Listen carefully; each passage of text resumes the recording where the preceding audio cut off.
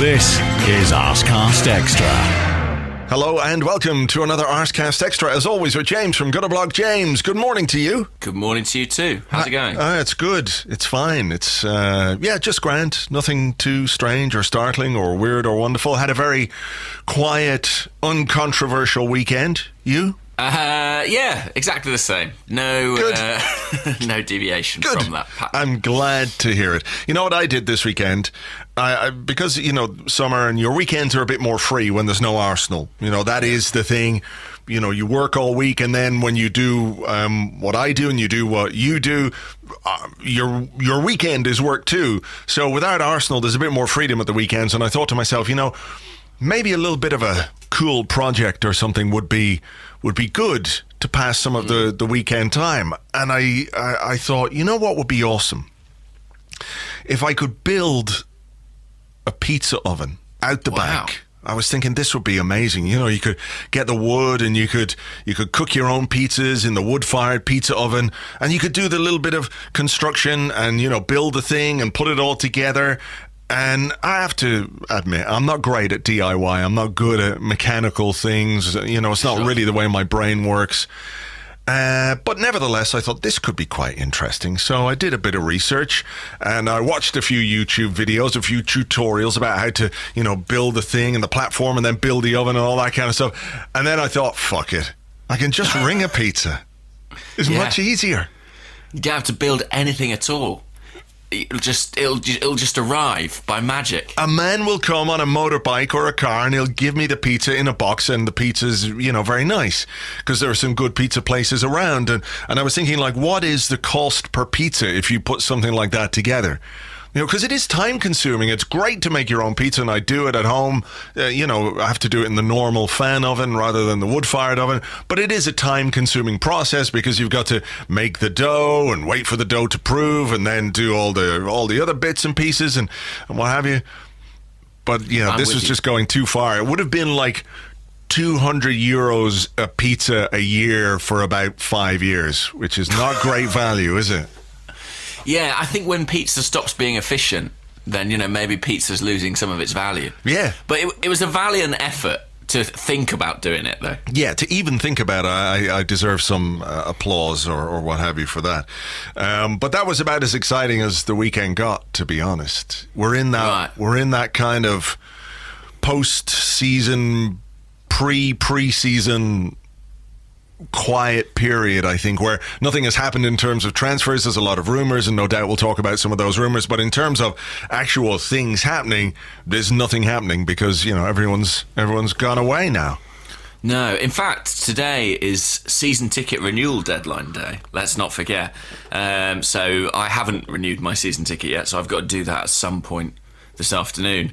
And it is kind of weird because normally by now, or quite often by now, there's some sort of indication of what Arsenal's business might look like, or they've made a signing, but nothing at all. And they're not alone in that respect. Apart from Daniel James going to Manchester United, I can't really notice a single transfer deal that's really been completed or close to completion across the Premier League. So it is just a very, very quiet time. Yeah, Hazard has gone to Real Madrid. That's good. Oh, that's the one. Yeah, that's good. I'm glad to see the back of him, I have to say. Absolutely. For a lot of money, given that he had 1 year remaining on his deal. I mean, it really shows quite how bad at this we have been down the years, but there you go. How much was it in the end? Like £88 million, something like that? Something like that, yeah. With incentives, or it might grow, or it might get a bit bigger. Pardon me, my voice is going. It might get a bit bigger if he achieves certain things at Real Madrid. So, yeah. £88 million for a player with the last year of his contract, and we're basically scaring Napoli off because we want too much for David Ospina. Yeah. It's quite weird, isn't it? I mean, I know there's a gulf in quality between Hazard and Ospina potentially, but so that's quite strange. But yeah, very, very quiet. I mean, perhaps part of that is to do with the internationals, which are still just about ongoing. I think last night must be the last football match of the men's game this season. Surely that's it with the Europa. What is it? Europa? Not the Europa. The UEFA Nations League. The Nations League. Who won? Portugal. Oh. i.e. Ronaldo. No. i.e. I'm sad about that. Yeah, that's not great. Who were they playing? Yeah. It was Holland, wasn't it? Holland in the final, of course, after England's semi-final failure. England won the third-place playoff, though, against Granit Xhaka's Switzerland. What the fuck are they having a third-place playoff for in a thing like the Nations League? Nobody gives a fuck about it in the first place. And surely even fewer people give a fuck about who finishes third or fourth. Yeah. I mean, what? By all accounts, it was a terrible game as well. I think it was 0-0 all the way to penalties. And they did extra time. What are they fucking thinking? What's the thinking behind that? Just trying to stretch the season out. I have to say, because obviously the Women's World Cup's underway, and last night was the first England match, England against Scotland. England have got a great group. They've got Scotland and Argentina in their group, so a couple of grudge fixtures there straight away. But a lot of people in the pub I was in were watching the Nations League game, and it finished, and then the women's match immediately started, and a significant proportion of people sort of got up and left, and I was thinking, I can't believe that of the two games, the Nations League third place playoff is the one that you're dedicated to. However little you know about the women's game, at least it's the World Cup, do you know what I mean? The Nations League, who gives a shit about it, honestly?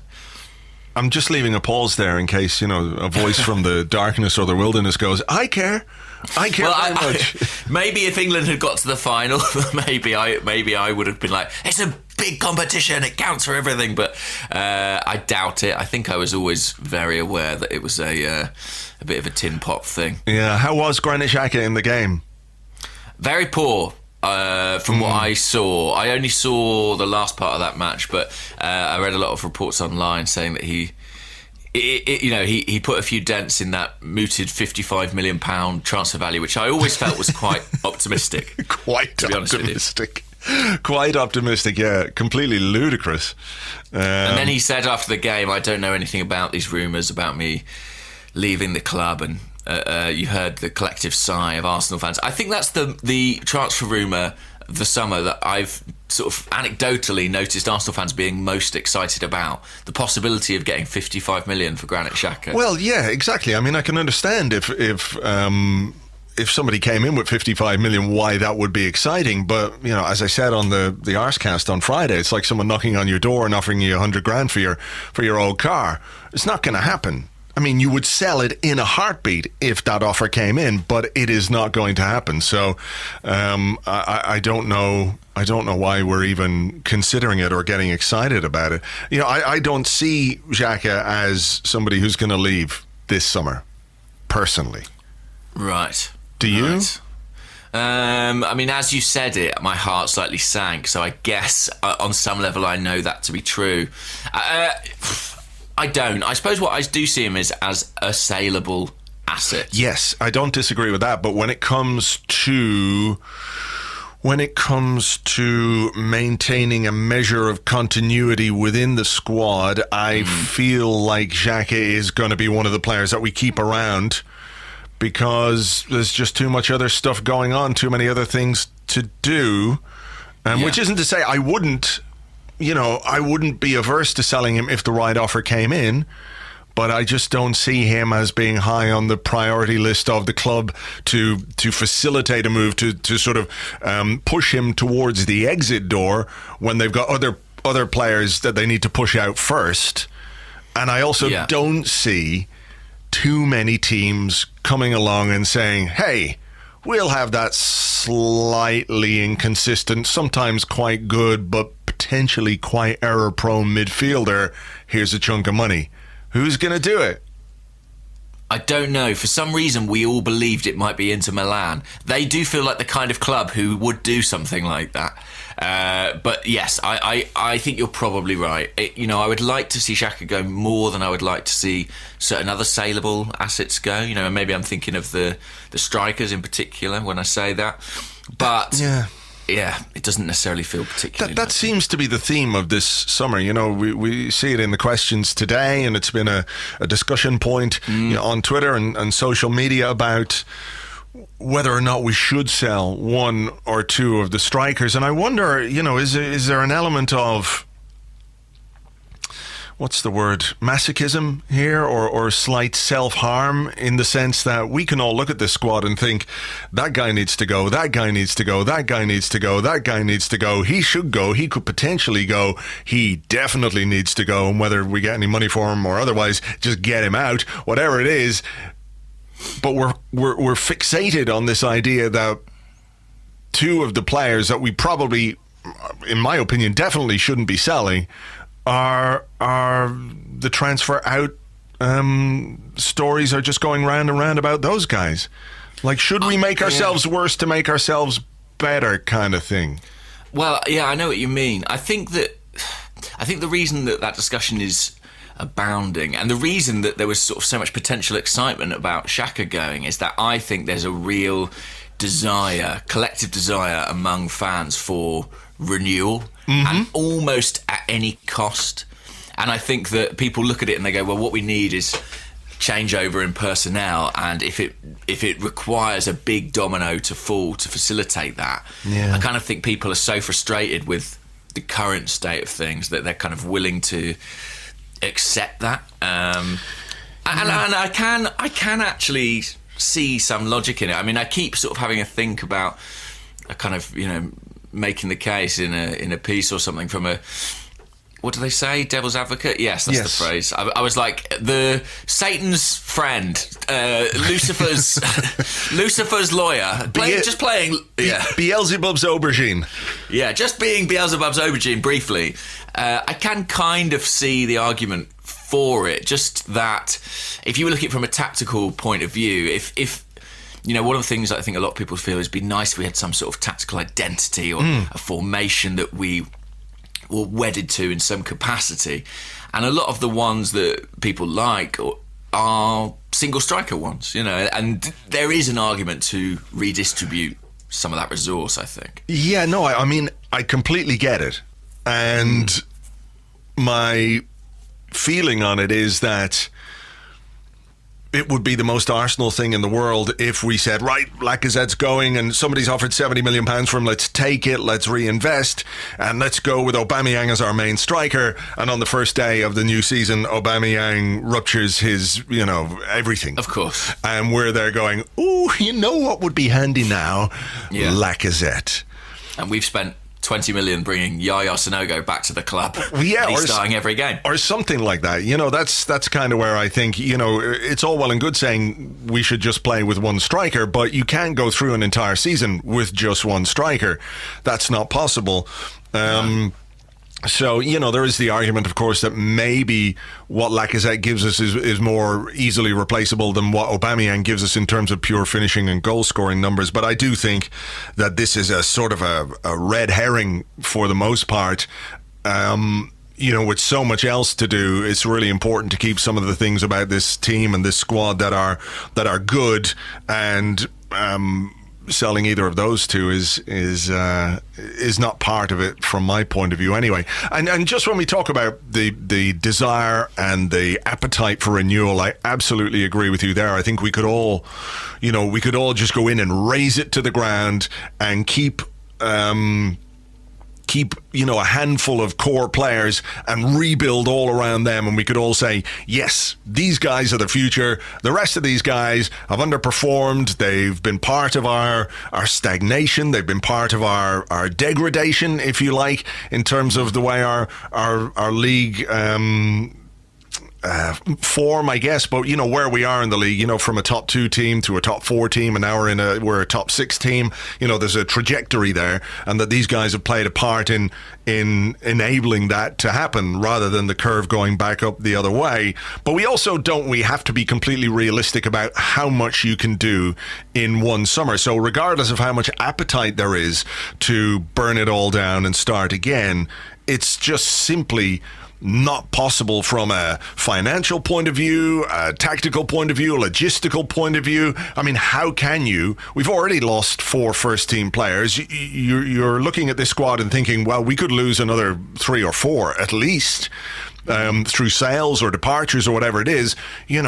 That's a hell of a lot already, and people would say we could ship out another 4 or 5 on top of that as well. So there has to be a limit as to what we can do, simply because in order to make something that's approaching a cohesive team and squad next season, you have to keep some people there. No, you're absolutely right, and I think every summer we are sort of overly ambitious in terms of the scope of the restructure we think is possible, and the people higher up the club we hope will be slightly more sensible sometimes than we are in our predictions. But yeah, there's also just not that long to do stuff now. I mean, what is it? Where are we now? 10th of June? We're nearly in the middle of June, and the transfer deadline will fall. I think it's August the 8th, 2019. Right. So it's less than 2 months now. Pre-season training starts in 3 weeks. Start of July, American tour. Yeah, the guys will be going off to America. For the first game over there, I think is the 15th. They're playing in Denver. So, in an ideal world, you want some of your new players to be part of that tour and part of that experience, to get to know and settle in and bond with the rest of the players and all that kind of stuff. So we've got like 3 weeks before preseason starts, and so far, not a lot has happened. Well, some people have officially left. Yes. Did that? I'm sure that. In fact, I saw you write in your blog that brought back some feelings for you, seeing that list of released players. Yeah. Well, I mean, look, we if you're looking at it from a positive point of view, let's look at it from a really positive point of view. We have taken off maybe Cech on 100 grand, Ramsey on 100 grand. Welbeck, similar for Welbeck, similar I would say, and Lichtsteiner came in, I think probably something like 60 grand a season, something like that. So maybe 360 grand a week has come off the wage bill. So there you go. That's a positive, but we've also lost a very good central midfield player, a very versatile forward player. Cech, of course, is retiring. Lichtsteiner didn't work out as a signing, so that's not a huge miss.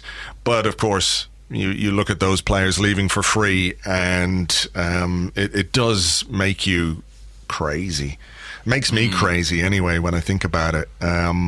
Even if I can sort of say last summer, if they'd pulled the trigger on Ramsey and Welbeck, it would have made an already difficult job for Unai Emery even more so, because, he's coming in, he's losing 2 very experienced players, and who knows how he would have replaced them. But you just can't look at those situations and excuse it in any way. You can't leave that much money on the table in the transfer market when you're a club like Arsenal. No, I mean, we could desperately do with it now. I mean, the only other positive, I suppose, one player we missed off that list, I don't know if he was included, but Denis Suarez obviously has returned to Barcelona, so whatever we were paying him a week, we've got back too. But looking at the first team squad page on Arsenal.com, at the moment, Lichtsteiner, Ramsey, Suarez, Welbeck, Cech, they're all still listed. And if they weren't, it would start to look pretty sparse. I mean, I know there are young players to come back from loans and be promoted to the first team, but yeah, I mean, the amount of names on that list of players released, I think, just shows you how much we need coming in this summer. Yeah. A bare minimum, really. Yeah, absolutely. And then you look at that first team squad, and who aren't there question marks over?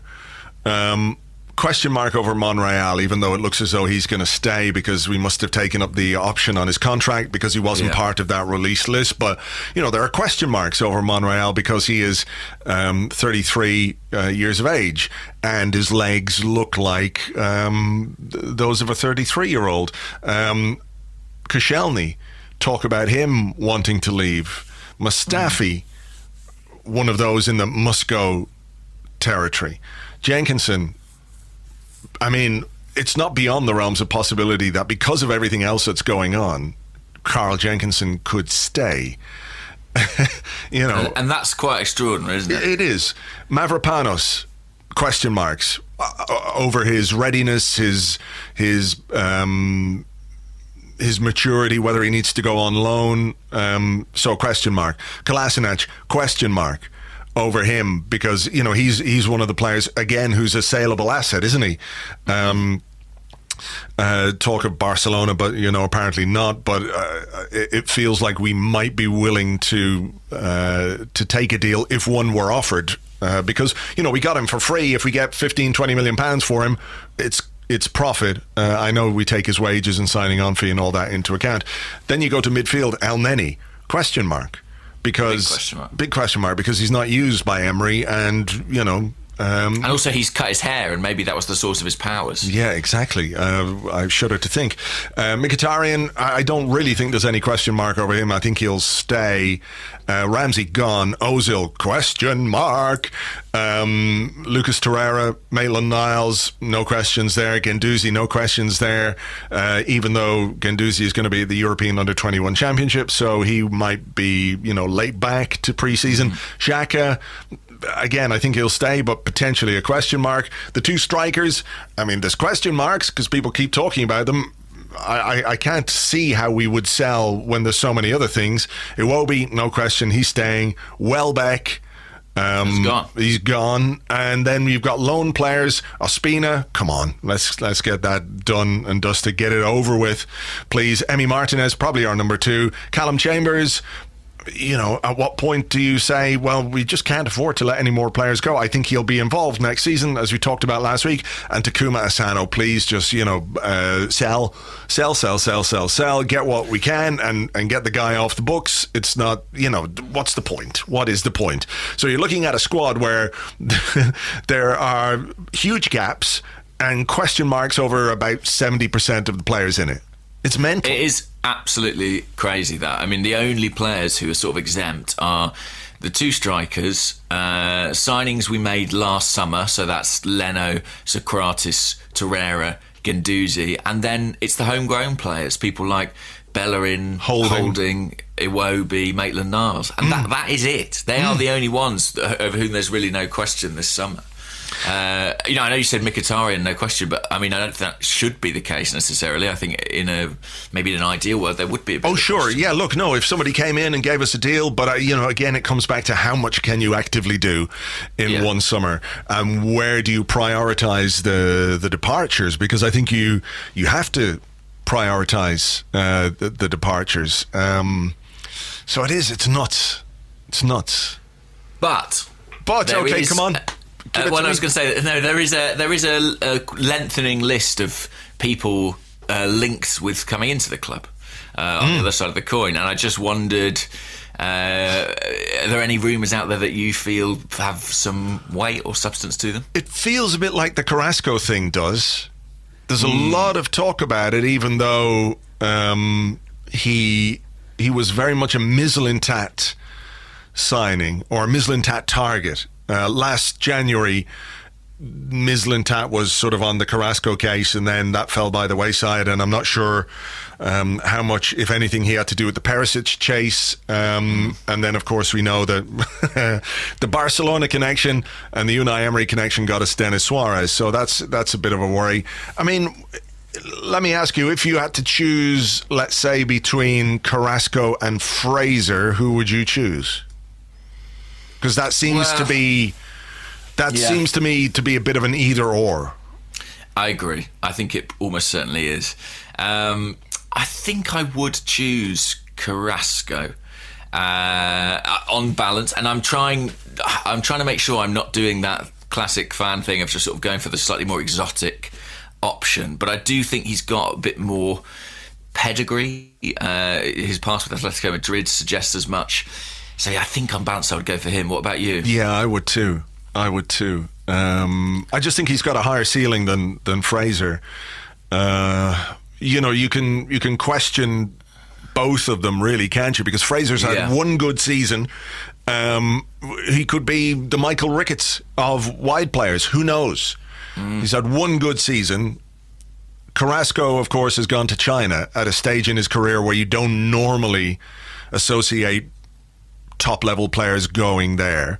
Even though I think there was something a bit weird, wasn't there? Because there was 2 of them sent from Atletico Madrid to China, and the owners of Atletico Madrid were somehow involved in the deal or the club that they went to. So I do wonder if there was an element of, look, do us a solid here. You'll get paid a massive amount of money for a year or 18 months, and then we can see where we are. And I think that's where we are with Carrasco. He seems very keen to come back to Europe. But yeah, I don't think it's one of those where you can sort of question his motivation. I think it feels like he made a financial choice, but he does seem very keen to come back to Europe. And I think, Alex Witsel is someone who's been cited as an example of someone who went to China, has come back to Europe and had a major impact. It's not a case that he's a guy whose career's sort of gone off the rails. He's still, 24, 25, something like that? Yeah. Yeah, there's an interesting one as well. The Sampdoria pair. Is it Joachim Andersen and Dennis Praet? Potentially. I saw a thing the other day, a story where it said Arsenal absolutely deny they made a £42 million bid for these players, and weirdly the story seemed to intimate that it was absolute nonsense, but they're very unhappy with Sampdoria for making negotiations public or something like that. So are we interested or not? I don't know. I mean, it wouldn't surprise me if we were interested in pretty much all of the players that we're being linked with, because simply of the volume of stuff we have to get done. It doesn't mean that we're going to sign all of them. We're going to have to make decisions, but it feels like our targets are being put out there because we've just got so many.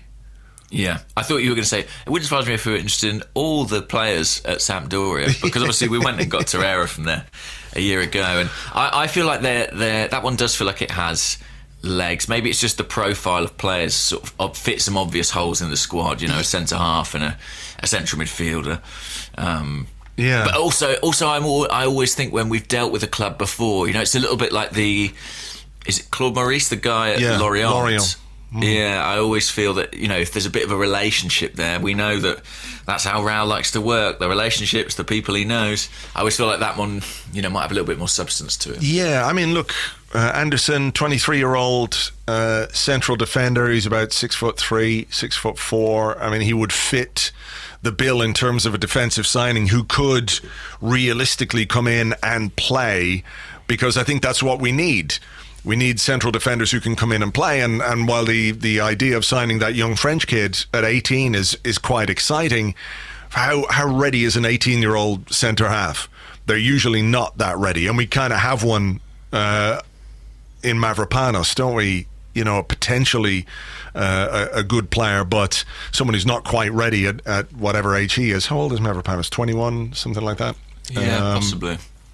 What else is out there in terms of transfer? He's 21, so I'll be 22 in December. So, yeah. Anderson seems like a more interesting central defensive target to me than any of the others we've been linked with. Although there was who's the guy at Leipzig that we've been linked to? Oh, there's two at Leipzig who are promising. Is it Upamecano? Yeah, that's the guy. And his defensive partner, whose name I've forgotten, is also a really outstanding prospect and a French international. They're both young French centre-halves, about 20, and they both look fantastic from the little things I've seen. But they seem like they would be... Ibrahima Konate is the other guy that I was trying to think of. But they seem like they would be too expensive for us, don't they? I mean, that would just be my instinct. I feel like they're sort of £50 million players in this current market. Maybe so. But as your friend Honigstein is saying on ESPN, that we're interested in signing him. Whether our interest goes any further than that in terms of a bid remains to be seen. But it feels like the defenders that we're targeting are going to be young players with potential. Yeah. They have to be, I think. When you look at the age profile of the defenders we've got, people like Monreal, Koscielny, Socrates, even to an extent, we have to renew that, don't we? We have to bring in... Did you see the Socrates Instagram picture? Oh, I don't know if I did. You need to go to his Instagram. It's basically, it was his birthday over the weekend, and he posted a picture on Instagram of, thank you very much indeed for all the birthday wishes, and it's that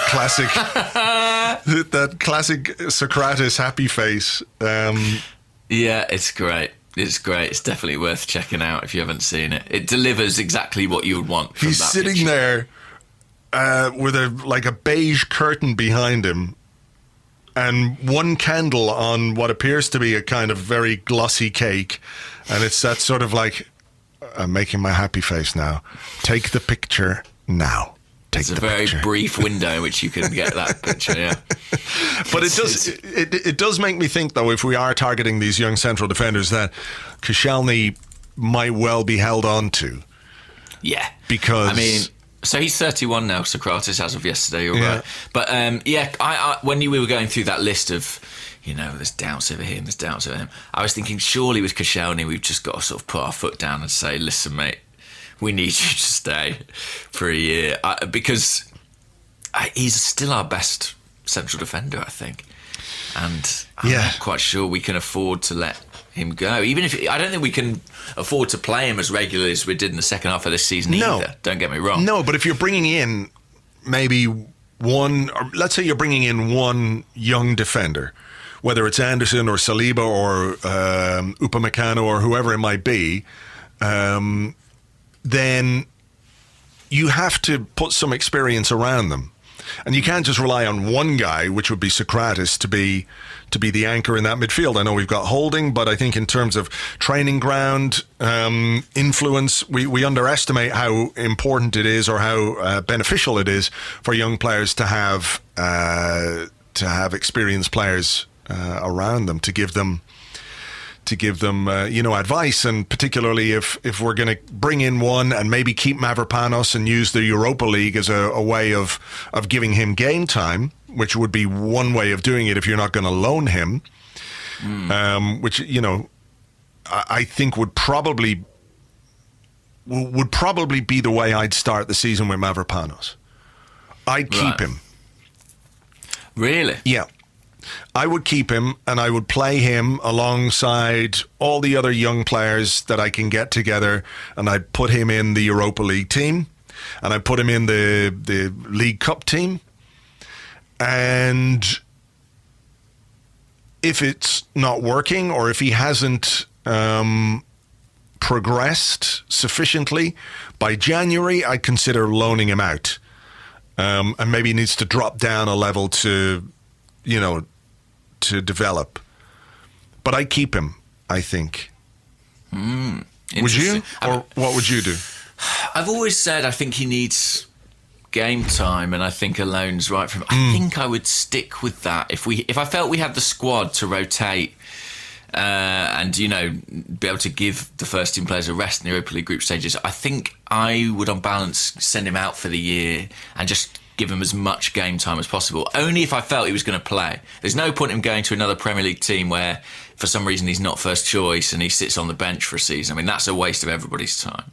But if there's a move where he can go somewhere and play week in, week out, I kind of feel that's what will accelerate his development the most. But I do think with a lot of these young players, there's a strong case to keep them for the first half of the season, a bit like Emil Smith-Rowe, theoretically.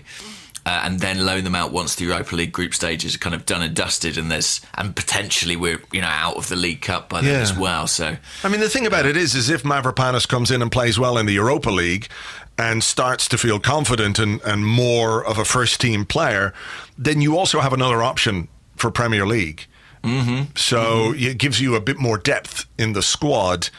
So that's why I'd be inclined to keep him, and also keep quite a lot of the young players around. I mean, an interesting one before we come back to transfers is Joe Willock. I don't know how much attention you were paying. England are in the Toulon tournament, the England under-20s. It hasn't gone particularly well for them. I think they've lost both their games, one against Chile and one against Portugal, maybe. I'm not sure, but Eddie Nketiah scored in the first game, and Joe Willock has scored in both the games. And he scored, I think they're kind of scrappy in the box goals. And he interests me a great deal, Joe Willock.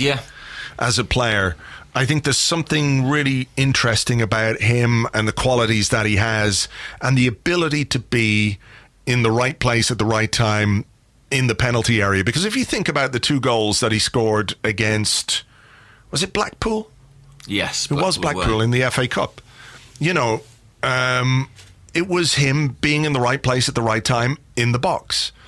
And that's something you can try and coach players, and some players you can coach them to be better. But if somebody has like a natural ability to be there, this sort of preternatural awareness of where the ball is going to be, that's a really valuable thing. So I'm really curious to see what we do with Joe Willock. Again, another player who I think we should give minutes to in the Europa League and give him some responsibility in those games and in the team selections that we make, and see how he goes. There's something about him. I agree. I've long thought that. I think that he has, like Emil Smith-Rowe, he's someone who, when he stepped up to the first team, he has actually managed to produce end product, which it takes players a long time to do in some instances. And that ability to arrive in the box at the right time, to be in the right place at the right time, is something that we're losing with Aaron Ramsey going this summer. So I think that makes someone like Willock all the more valuable. I think Unai Emery likes him as well. I think, we can read lots of different things into the fact that he got brought on in that Europa League final, but when you look at the fact he also started against Burnley on the final day, it does feel like, of the crop of young players at the club, he's one who's at the forefront of the manager's thinking. The only thing I think about Willock is that, sometimes he's talked of as maybe, he can just step into kind of the El Neni gap into midfield. But I think he is someone who's actually more effective in more advanced areas, playing sort of off the striker almost, as he has for the under-23s for much of the season, and playing in and around the penalty box. So I think he does something slightly different, really. I think he's more of a number 10 than a number 8. But yes. I do really like him, and I'd like to see him around the squad, because I think physically as well, he's a decent size, he's strong on the ball. Look, we don't want to go overboard about a young player, but there's definitely something of interest there with him. Left back, we're apparently odds on to sign Kieran Tierney from Celtic. The thing about this is that it's just based on bookies' prices rather than somebody having inside information as to how close a deal is. But he's a player we've been after, or we've certainly been keeping our eye on for a couple of years now. Yeah, I think this week or last week at the weekend there was a big swing in the betting odds, wasn't there, which suggests a lot of money suddenly went on Tierney to move to Arsenal, and that influenced the odds. I mean, it would be a signing that I would really like. I don't know why. There's just something about his pedigree, the fact that he's come through at Celtic, and the fact that he's, to be honest, can keep Andrew Robertson at times out of the Scotland team is quite a promising thing too. They're sort of considered almost level pegging in that race for an international place. I've got a good feeling about Kieran Tierney as a player, and I would love to see him come to Arsenal, but who knows? I think that is slightly contingent on what happens on Kolasinac. If we've given Monreal that new deal, I kind of find it hard to see us having 3 left backs next season. No, that would be too many. Yeah, and I hope I do hope the left back is a priority this summer. It feels like it should be. But of course, we have to wait and see what Arsenal are going to do. Any other transfer rumours or stories that have caught your eye over the weekend? I'm just trying to think now. Not particularly. I think we've been through the main ones, and I suspect we should leave some for the questions if there are any that we haven't covered. Got to give ourselves somewhere to go, Andrew. Yes, that is very true. There was something I was going to talk about, but I can't quite remember what this story was. Let me just see if I can figure it out again. Other people, Claude Maurice, Saliba, Chalov from Cesca, apparently linked, Nkunku again. And we're in very silly season when people were linking us to Buffon, which of course is absurd. That is a bit crazy. So will we take a short break and hopefully something will have happened in the short break. Hopefully Arsenal announce a signing in the next 5 minutes. In the very short break. Okay, before we do that, I just want to give a shout out to Jerome Brecard, his wife Jo, his kids. Their names are Remy and Maddox. Thank you for being an Arsecast extra and an Arsecast listener, and we're both thinking of you at this time. All right, we're going to take a break, and we'll be right back after this.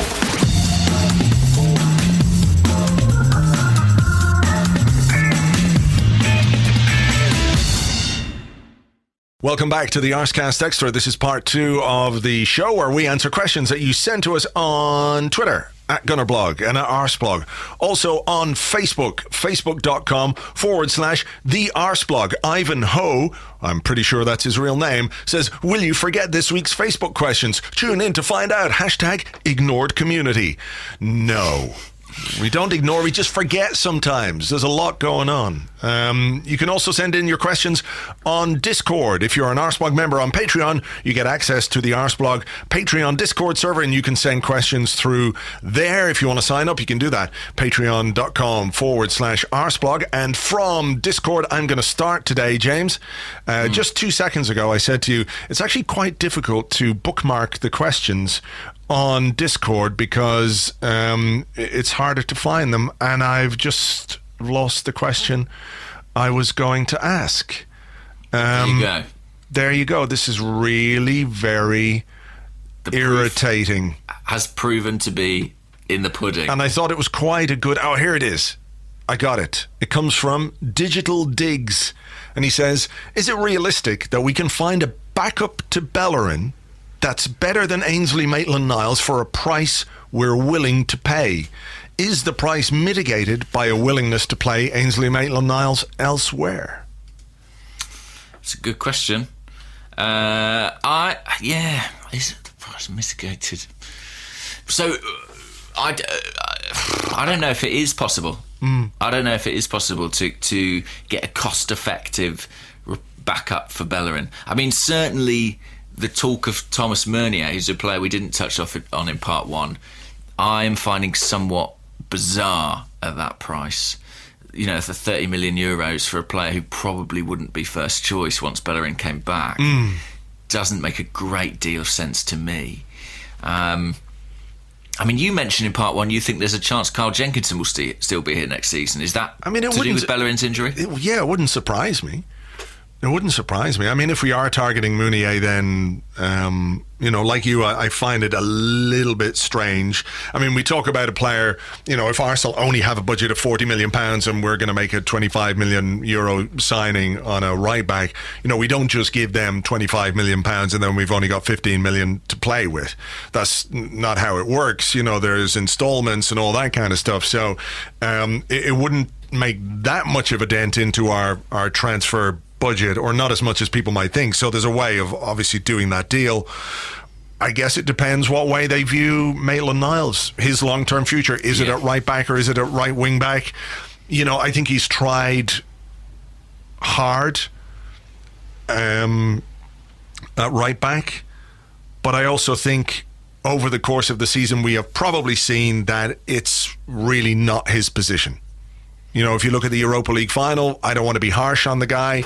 He's a young kid, and he did his best in a position where, it's a very specialised position, fullback. And he did his best, and it was sometimes good, and it was sometimes not good. But I think overall, on the evidence, you would say, he probably shouldn't play there, for me. So if that's the case, then you have to do something because you don't have Bellerin for the start of the season. So you got to do something. So I can see some logic in that, but it does become a difficult question because when Bellerin is fit, you want him in the team because he's going to be your first choice right back. And then what happens to your €25 million signing? That's the difficulty. It's like, what are you signing for? Are you signing for the future, or are you signing for a very short period of time? It's tough. Yeah, I mean, Quiet Coyote on Twitter said, do you think Meunier is being considered as a centre-back? I mean, why? I don't know. I mean, he's not played a vast amount because he's 6'3". Yeah, I mean, I know. I agree with you. I think he's not played a lot of football at centre-back. He's played right-back and right wing-back. It would be an odd signing, though. He's sort of 28, not cheap. I would be really surprised if we did that. I'm not quite as convinced that Maitland-Niles is going to end up as a sort of central midfield player as some people are. I don't think so either, but I think the the evidence that we've got from his performances as a right back / right wing back tells us that we're taking a bit of a gamble. Yeah.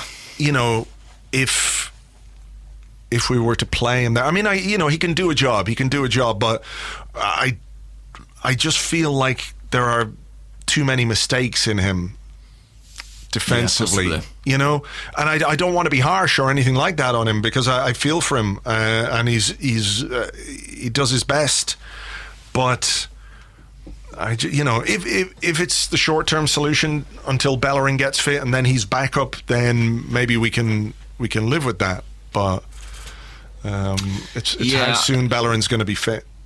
And again, it's that question of how much can we do in a single summer. It is tricky. I mean, we need some measure of cover for Maitland-Niles. You're right, in the early period of the season. Even if it is Maitland-Niles, we need someone who can fill in there. None of us want it to be Mustafi, so wow, maybe it will be Jenkins. This question's from Liney on Discord, and Liney says, I would like to put the Europa League this coming season right into the rubbish bin. Then I'd like to put on some old slippers I don't wear much anymore, so I can really squash the Europa League down, deep into said bin. And then I'd like to take the bins out and then wheel my bin all the way to the moon and then blow up the moon. Do you agree? Well, I think if we blew up the moon, it would have fairly catastrophic consequences for the world, for the Earth. Sure. What with the gravity and the tides and werewolves and all that shit. The important stuff. But I do get the overall feeling about the Europa League and our continued participation in it, and our further establishing ourselves as a Europa League team, a Europa League club, because this is our third year in it.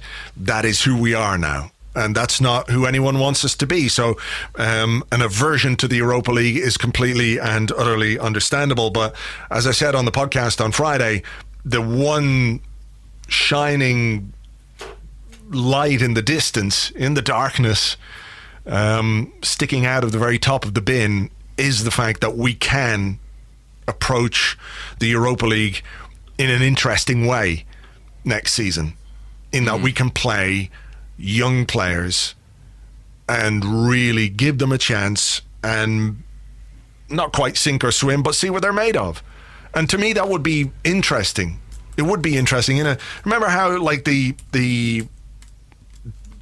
Capital One Cup or the Coca-Cola Cup or the League Cup teams used to be so interesting under Wenger, when we play all the kids, for the most part.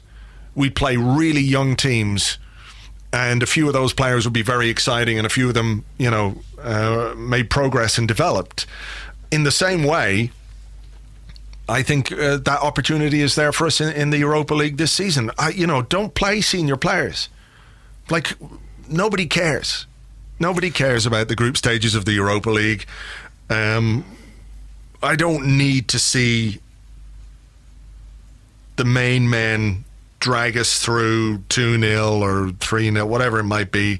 There's no real benefit to us as a football club that's in the process of a rebuild by sending out a team that's far superior to whoever the hell it is. FC Gushronk of, the Democratic Republic of Krong. We don't learn anything about our players. We don't learn anything about our manager. We don't learn anything about our team. We don't learn anything. We win the game, and that's fine, but it's expected. So do the unexpected. Play the young players. Let's see what Emery can get out of these talented, exciting young talents. Let's see what he can get. Let's see if we can actually take more than a routine win from these games and performances, because we'll get information. We'll get to see young players either live up to their promise or potential or not, and that way then we can make decisions about those young players. Whereas at the moment we're all up in the air about, like, well, why isn't this guy getting a chance? Why, Zech Medley, why isn't he being given a chance? Well, give him a chance next year and see what he's like. Saka, Amici, Willock, Smith Rowe, Nelson, whoever the other young defenders and midfielders we have coming through at this club, throw them all in, see what the fuck happens, and if we go out of the Europa League in the group stages, then you blow up the moon. But, then you also maybe have a team that's better able to cope with the second half of the season from a Premier League point of view, because you're not doing Thursday, Sunday. I know it cuts off one avenue to Champions League football, but as I said to you, I think a couple of weeks ago, I'd rather see a team that progresses in the Premier League than falls short again in the Europa League right at the death. Yeah, I think I'm inclined to agree with that. And I think that even with a very youthful team, we should have enough to get out of the group stage.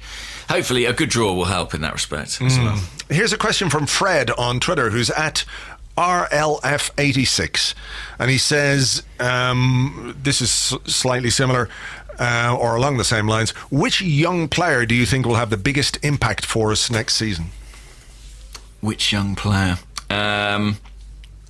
I think Reiss Nelson. Yeah? Yeah, I think Reiss Nelson. I think he's going to come back and I think he's going to be involved and I think he'll score a couple of goals and be... I think he'll make an impression. What about you? Is that because you feel he's the most ready because he's had this season out on loan and he's coming back with, he signed a new deal, didn't he? Before he went to Hoffenheim, he signed a new contract. So there was a show of faith in him for the club. So he's coming back to sort of stake his claim, really. I think so, and I know it's only been fleeting glimpses of him in the first team, but don't forget the season before he went to Hoffenheim, he got a fair amount of football, albeit playing as a wing-back in the Europa League. I just feel like he's ready to take the step, and in some ways, I think he kind of needs to come back to do that, and I think Arsenal will give him a platform to succeed on, and we know how much ability he's got. We've seen that in glimpses in pre-season. We know how talented he is. I think he's been impressive on occasions for the England under-21s this season. Yeah, I think Reiss Nelson will be part of the squad next season and will, I'm not saying he's going to be a starting player for the first team every single week, but I think he'll have an impact. Yeah, he strikes me as the one who's most ready to fill a gap in the squad that really needs to be filled as well, because he's an exciting wide forward. He's tricky, he's quick, he can score goals, he can arrive late in the box, he can create. So if we're looking for somebody either from the right or the left-hand side of a striker, I would imagine, then he looks the part, or he looks certainly readiest. So I would have the highest hopes for him. But again, coming back to Joe Willock, I've got a feeling about Willock. So we'll see where we go with that. And maybe somebody will come up and surprise us. That's the great thing. Somebody who you don't necessarily think is going to be the one to make a big impact could well make themselves part of the first team. Yeah, very true. This question is from Flanny Balls on Twitter, and Flanny Balls says, letting Jack Wilshere go was the right thing to do. Letting Santi Cazorla go was the right thing to do. But have we been left behind by not replacing those two players with similarly technical midfield players who can pick the ball up from defenders and carry it? Yeah. I mean, you could easily see how a player like that would make a difference to this squad in midfield, no? But I think probably Cazorla's a little bit different from Wilshere. Cazorla was a brilliant passer of the ball, creative, he could wiggle his way out of tight situations, and he could spray the ball left and right because he was so amazingly two-footed. Where I think perhaps we have missed out, and he mentions carrying the ball, are players who can get between the lines, who can carry the ball beyond their opposite numbers in midfield.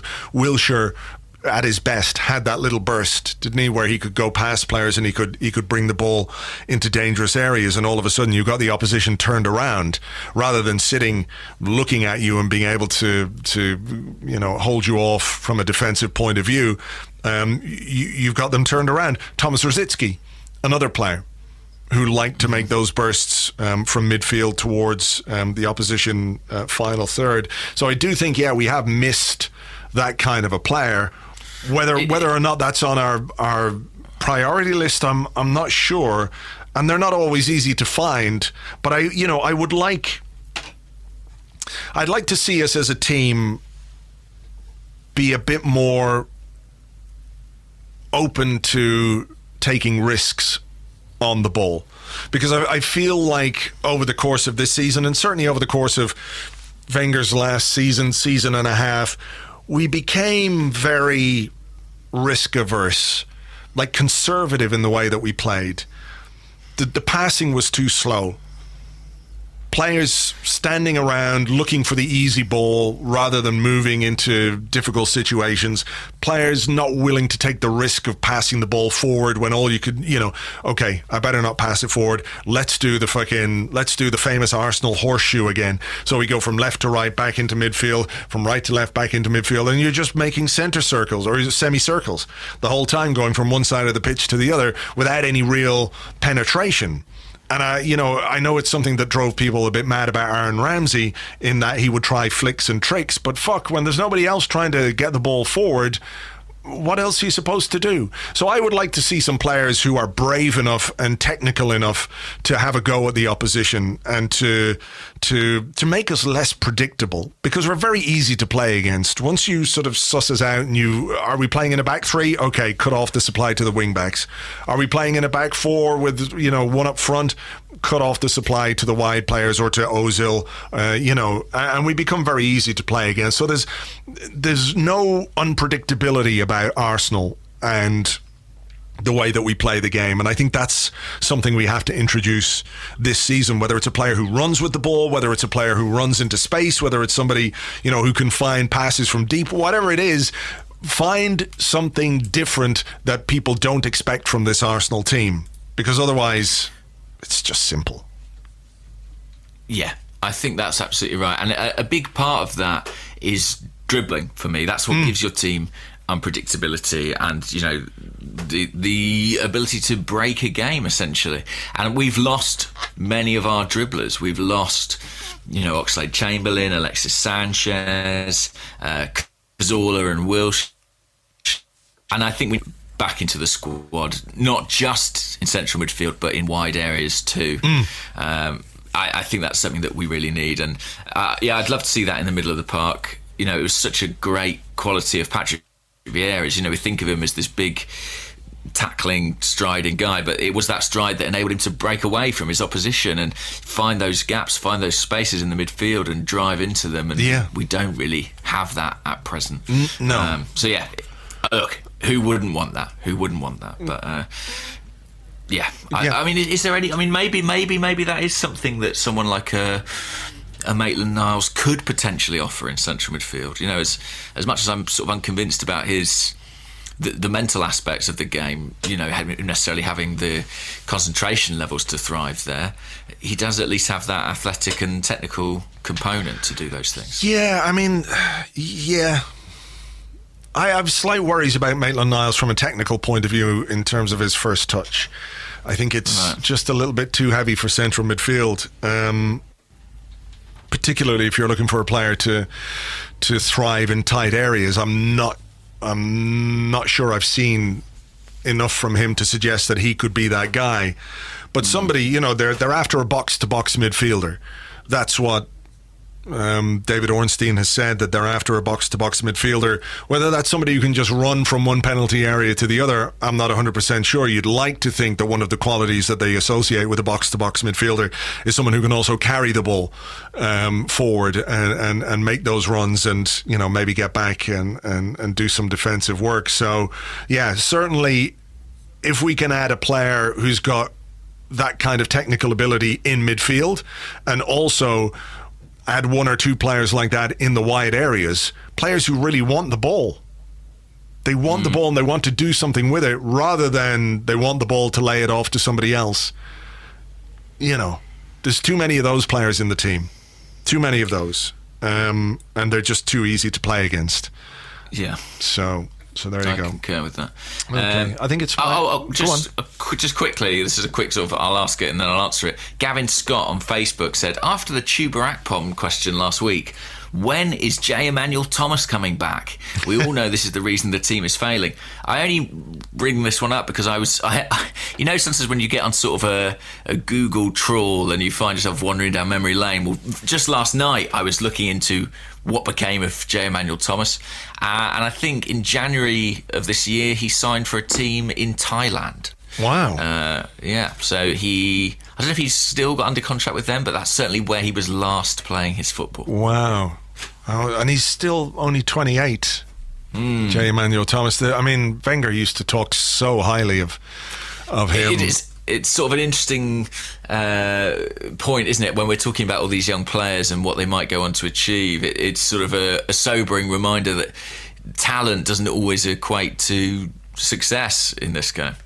That's very true. Okay, here's a question from the Discord. It comes from NC Gooner. And he says, I'm seeing the match on July 20th in the US. That's in Charlotte, which I think is against Roma, I think. And I want one of the new Adidas kits. We saw some more. Roma, yes. Yeah, we saw some of the some more pictures emerge over the weekend of the new kits, and man, they're nice. They are nice. And Puma, man, what a fuck. They really haven't done a good job. Anyway, he says, what name should I get on the back? Looking for someone who will still be with the team, is worth putting on a jersey, and is a name I won't be ashamed of in 5 years. My previous 2 home kits were Fabregas and Sanchez. Ah, wow. What would I suggest? I mean, Hector is the one that springs to mind for me. That's a great shout. That is a great shout. Yeah, I was going to say Rob Holding. Yeah, that'd be a good one. I think Rob Holding feels like he's going to be an Arsenal player for a long time to come, and seems like a very decent man. But I think the same applies to Bellerin. And I can't argue with Bellerin as a choice. I think he's. Do you think it's weird because with Bellerin a couple of years ago, it felt like every summer there was a bit of a tug of war with potentially Man City lurking and Barcelona too. Do you feel like that's kind of consigned to the past slightly? Do you feel like he's here for the long term now?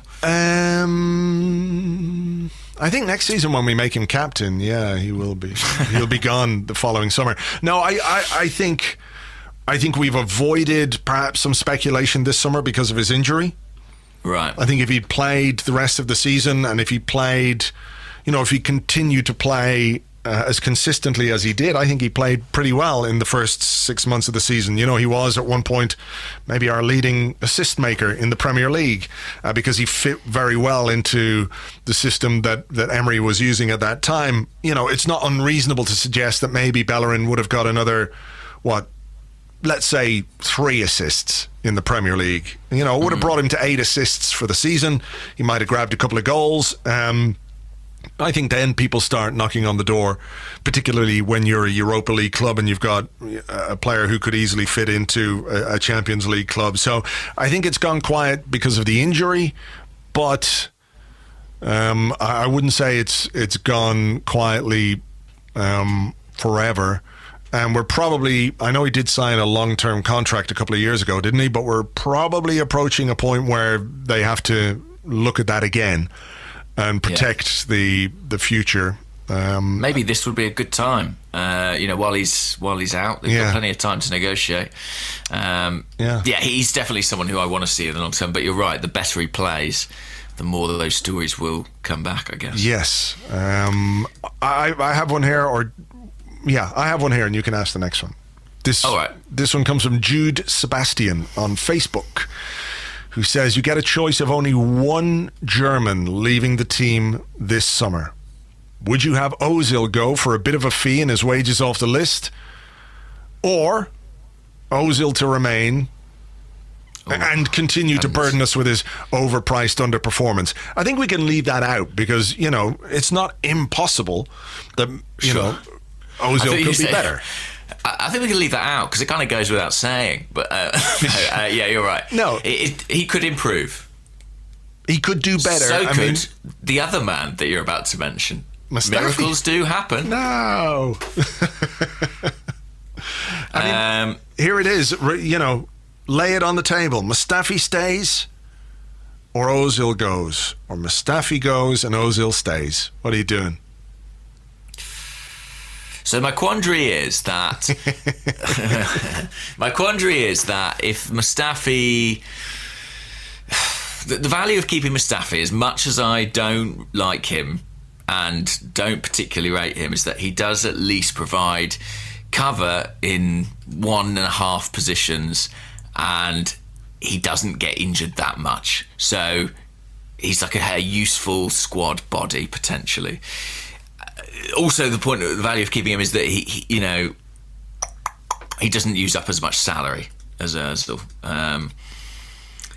However, I think I would keep Ozil.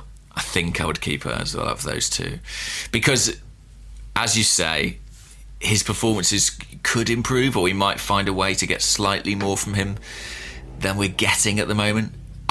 To be completely fair, I'd like both of them to go, but I'm not sure how realistic that is, really. It's just how long the list of departures gets. It becomes unsustainable almost. Yeah.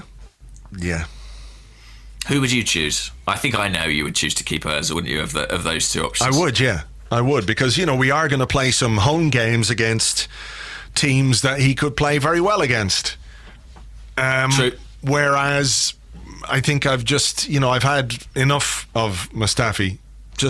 I can't. He's too emblematic of our defensive issues for us not to make a change this summer. So, yeah, I would keep Ozil. But like you, I think for the benefit of the club, probably for the benefit of the player as well, I think it would be best if he were to leave Ozil. But we can have this discussion week in, week out about how it's easier said than done. It just is my feeling that it would be better for everyone if we went our separate ways this summer. But we'll wait and see what happens once he gets back off his honeymoon. Maybe there'll be some chats, but we'll see.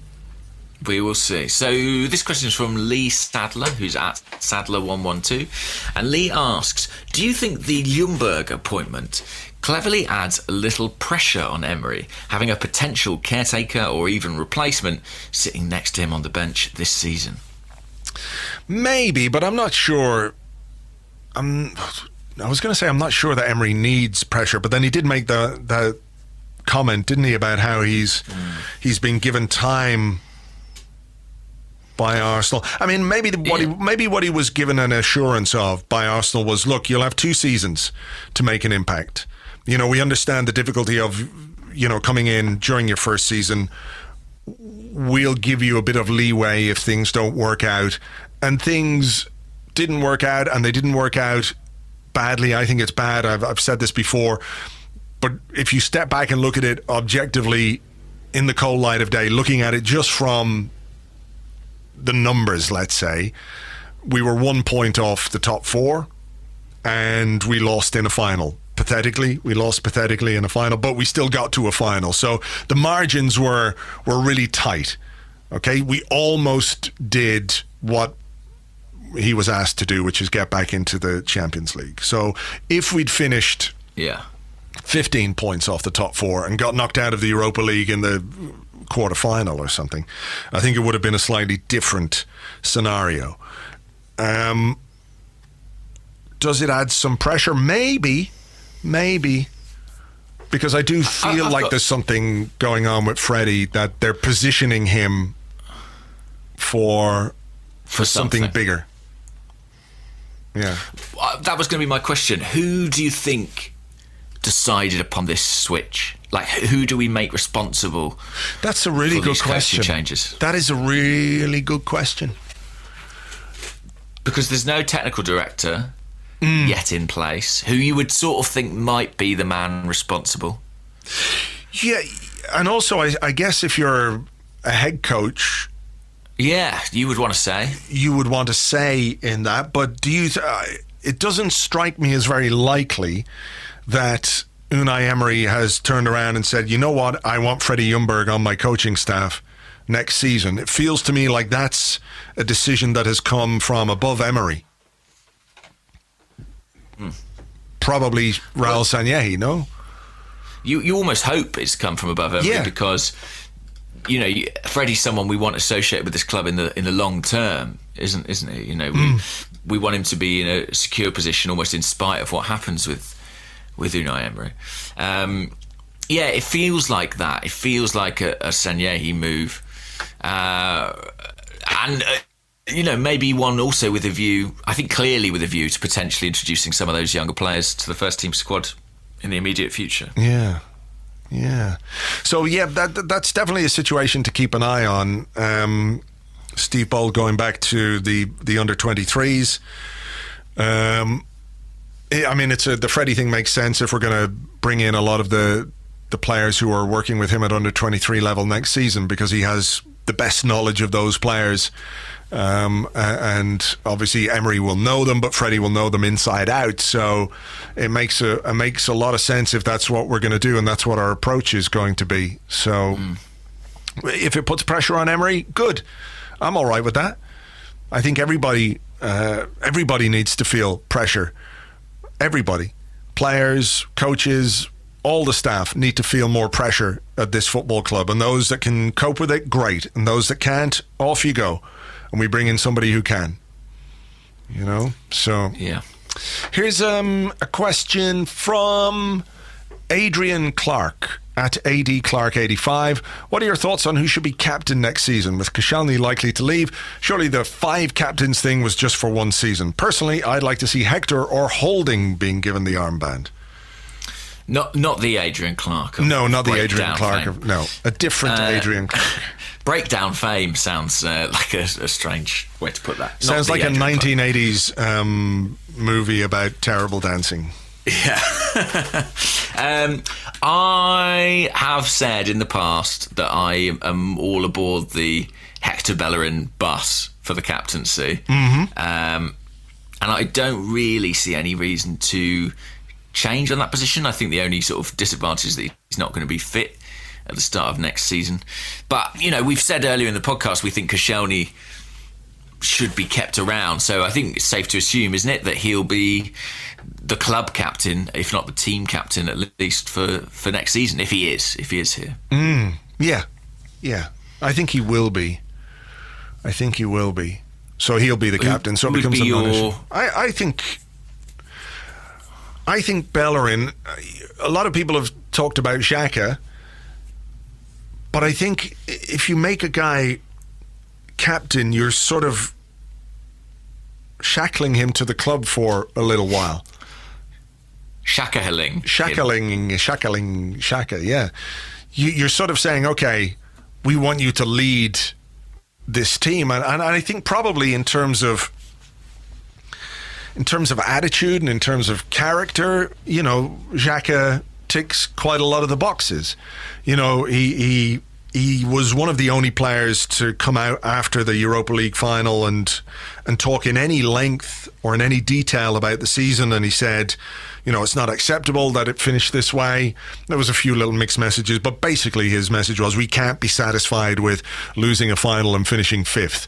And as much as we all want to say, yeah, we don't want to hear players talk when things are bad, at least he said it. And there were reports, weren't there, that the night of the Europa League final, he was dragging players out of the tunnel to go and applaud the away fans. He was one of the only players who showed that sort of level of responsibility, to the travelling fans, the ones who'd made that journey to Baku. It's anecdotal, I know, and I'm not saying just because a guy claps the fans means he should be the captain, but it shows us sort of an awareness of the role and everything else. The problem is that you can't really make a guy captain if you don't believe in him long term. And if Xhaka is somebody who's going to stay maybe next season and then we try and move him on, then you make it more complicated. So I think that complicates the decision. So beyond that, you're looking at who you're looking at. Bellerin, Holding, Socrates maybe as a temporary captain if Koscielny were to go. And Lacazette? Yeah, maybe. I'm not mad for strikers as captains, though. Yeah. He does have some of that Henry sulkiness to him. Sometimes, yeah. I mean, he's a good character, and I wouldn't be against it. I'm just not mad for it. But yeah, there aren't too many candidates. That's the reality of it. Do you think they'll stick with something like the 5 captains policy, or do you think that will die a death? Well, 2 of them are gone. One of them is not any kind of captain whatsoever. Mesut Ozil. I just don't. I mean, he's a senior player, but he's not a captain. It's just not in his makeup, and that's not to be critical of him. That's just kind of who he is. He's not that guy. Sure. He's just not that guy. Xhaka is, Xhaka, and we've spoken about him. And who was the other one? It was Ramsey, Cech, Ozil. Oh, Koscielny, of course. Oh, who is the actual captain. So, yeah. Who knows? Yeah, I mean, that's the reality. If Ozil's here next season, he probably will be captain in some games, which does feel like a slightly perverse situation, but there you go. Linus Widner on Facebook says, I've noticed that Andrew and James have lost their verbal tick look quite a bit since Arsene left, which I didn't realise was a thing. He said, will you develop an Emery-esque tick this season? No. Do you know that we have a verbal tick of saying look? Is that something that you have noticed previously? No. I think it's more you than me. I can imagine you saying look. It's basically one of those ways of sort of giving yourself time to decide what you're going to say in answer to a question. Yeah. We're all doing it. We all do it. Yeah. Mine is that I say I don't know. I don't know. Pause. Then I think of something. Yeah. Bum, ba, bum. I don't know. know. Look, we'll see where it takes us. Go on. Yeah, exactly. Now, I'm just trying to think Unai Emery's verbal tics that we could inherit. Well, I mean, of course, good evening. Explain. I like this thing he sasays when he says one instead of so it's like this is one player or this is one question for the club. Yeah. He means a question, but he always says one. Yeah. Really enjoyable little thing. Yep. But we're not taking the mickey. His English is, It's improving. It's improving. I'd like to see any of us go to a new country and hold press conferences and exactly attempt in the to explain ourselves. Yeah, exactly. It'd be like, well, this bloke, he's terrible. That's exactly as much as I can do. Why did you lose the game, Mustafi? I tell you what, point to Mustafi. There's some great clips, by the way, speaking of sort of managers talking foreign languages, which are worth seeking out, of Bobby Robson and Jose Mourinho during Mourinho's days as Bobby Robson's translator. And Robson's sort of pidgin Spanish is so charming. It really is something worth I must check that out. I mean, I love that. I always love that story about Bobby Robson, where he was doing, I think he'd brought out his book, and he was doing a signing in a bookshop somewhere, and people are queuing up and they're having a little chat and he's signing the books and he's doing this and it's going on for ages and ages. And anyway, this guy comes up and says, oh yeah, my name is my name is John, will you sign the book to John? And he's just chatting away to Bobby Robson. He says, how many of these have you done, Bobby? And he says, oh God, been here for so long, hundreds and hundreds. Anyway, guy goes off. Thanks very much, Bobby. Great to meet you. Gonna love the book. And he opens up the book. It says, to John, all the best from Bobby Hundreds. That's great. It was brilliant. No, I always remember seeing the interview when Shola Amiobi broke through at Newcastle, and this guy was saying to him, Shola, it's quite an unusual name for a Geordie. What does the gaffer call you? What does Bobby call you? And he said, he calls me Carl Court, which I... It's great. So. Oh, awesome. Have you got one more? I think I've got one more if you want to finish on one. I've not got one lined up, so yeah, let's do yours. Okay, this is from Alfie Powell, at Alfie Powell, who says, Andrew, you have a team of yourself and 4 ex-Arsenal players. James, you have yourself and 4 current Arsenal players. Who are you choosing and who's winning a pub quiz? This isn't a game of football. This is a pub quiz. That was a late twist in the question.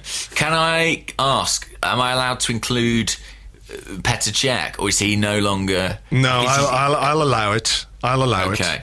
Okay. So he'd be my first pick. Petr He Cech. seems like a very well-read, intelligent guy. Okay, my first pick, Mertesacker. Yeah, good choice. Good choice. The current squad, I mean, they've given me a tough task there, I think. Yeah. I'll go for Bellerin. Yeah, okay, that's a good one. I mean, I think I would have to go with Dennis Bergkamp. He seems to be an intelligent guy. Go on. Cech, Bellerin. I'm gonna go Koscielny, I think. Okay. Because you at least have these videos that they do on exactly the Arsenal, the YouTube, where they do quizzes between them. Yeah. Like the one between Mavropanos and Socrates is one of the funniest things I've seen in a long time. So check that one out. I think they're called What Do You Know? Or Who Do You Know? Yeah. Okay. Startlingly little for many of them. Okay. I think Jens Lehmann.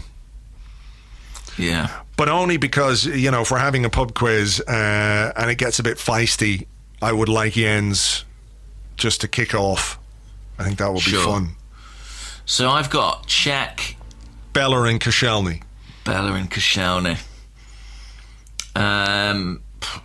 Tell you what, I'm going to pick another defender. I'm going to say Nacho Monreal.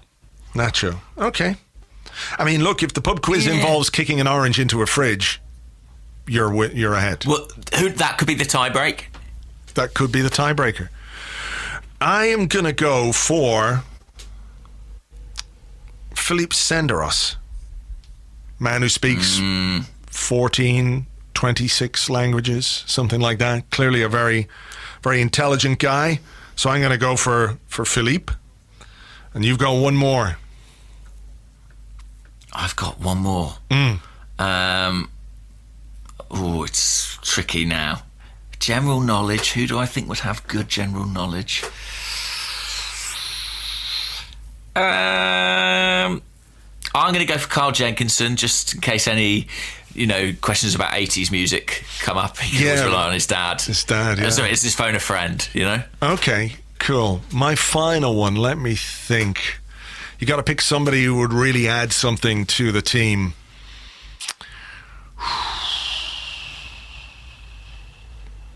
Andre Santos. Sure. What's he bring into the party? Probably a load of cakes Biscuits. and fried chicken. Yeah.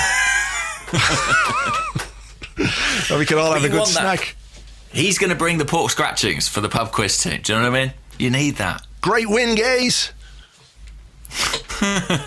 So that's that would be your team name. Great win, gays. Great win, gays. That'd be fantastic. That would be fantastic.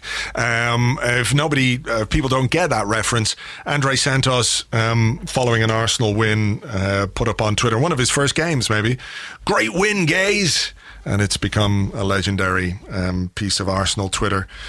So just for that alone, I think I would have him. So there you go. I think it'd be a fairly even pub quiz, that. Yeah, I think it'd be close for. I think if I lose Petr Cech, you're fucked. Then I'm in trouble. Yeah, I think so. Yeah. I think so. Well, we better have that pub quiz before the end of June, because at that point he becomes not an Arsenal player. Or is he still? Is the contract till the end of June? Chelsea isn't pub it? quiz. Chelsea pub quiz. Yeah, we don't want that. Yeah, so I'm within my rights. Nobody needs any. You know what we haven't done? What? On the podcast? What? We haven't done this week's Magpie fact. Magpie, this is a recurring thing now, is it? So shall I do the jingle? There's a jingle? Magpies! Magpies in your garden. Watch out! They'll peck out your eyes. Magpies flying in the sky, black and white, and conducting evil. Magpies! Magpie facts! There you go. Brilliant. I mean, that's obviously what you spent your weekend doing. Yeah, so this week's Magpie fact is as follows. Okay. magpies don't like shiny things. In fact, contrary to conventional wisdom, they are scared of them.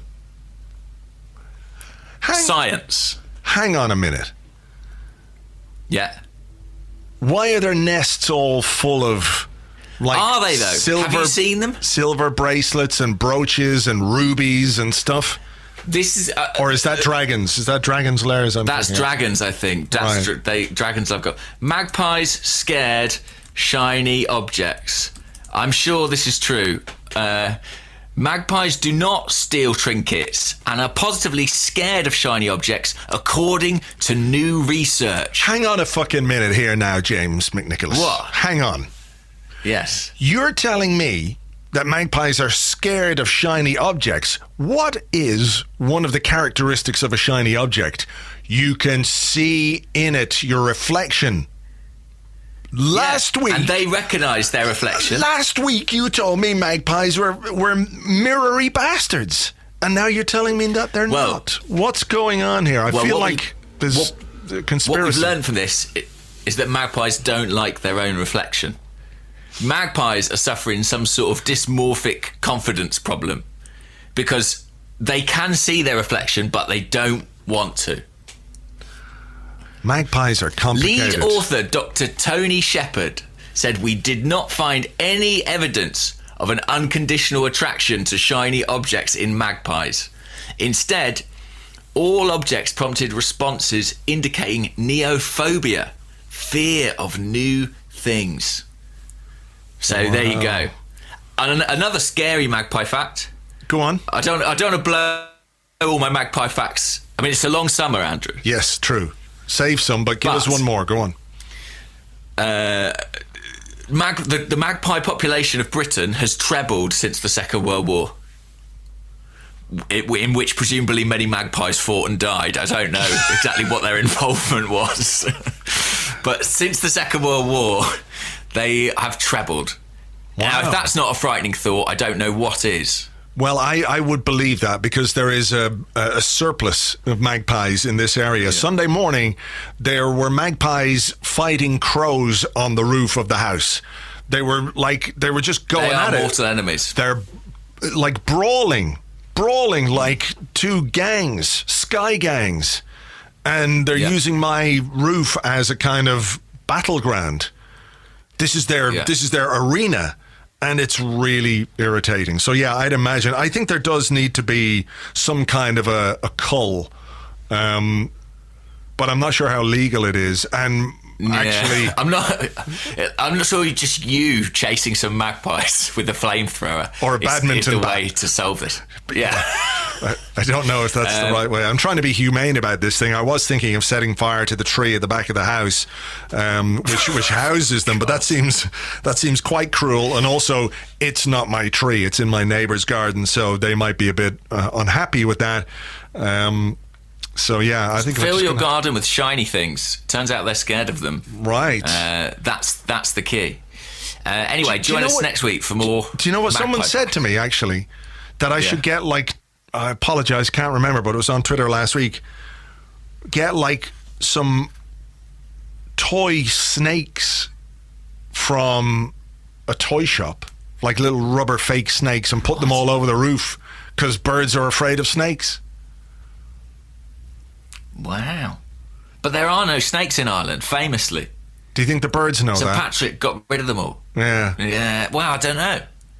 Yeah, they might be like, they can't be real snakes. Yeah, there's no snakes here. I mean, it's probably widely known across the animal kingdom. So I'm going to need to look up magpie facts about snakes for next week. You do that. That's your research for the week. And thank you very much. We better do the exit jingle, by the way. What's that? The exit jingle. It's similar. It goes like, magpies in your garden. They believe in astrology. And they'll eat ham. Magpies. They'll come for you at night. They'll peck at the window and beg to be let in. Magpie facts. They sound quite like vampires, apart from the ham thing. Because I'm not sure vampires eat ham. They might do when there's not enough human flesh. Apparently, they taste quite similar. Human test tastes like pork. Really? Okay. Well, I'll take your word on that. I'll take your word on that. I think we should probably leave it here. Yeah, okay. I reckon so. We'll have another podcast for you on Friday. Thank you as ever for being here. Hopefully the football and Magpie facts, that's what keeps people coming back. We do appreciate all the listens, reviews on iTunes. If you feel like doing that, great. If not, don't worry about it. Remember, you can get this podcast ad-free on Patreon, patreon.com/Arseblog. We'll have all the transfer news on Arseblog News, blogs every day on Arseblog, so stick with us throughout this summer. We'll get through it together, and we'll catch you on the next one. Bye-bye.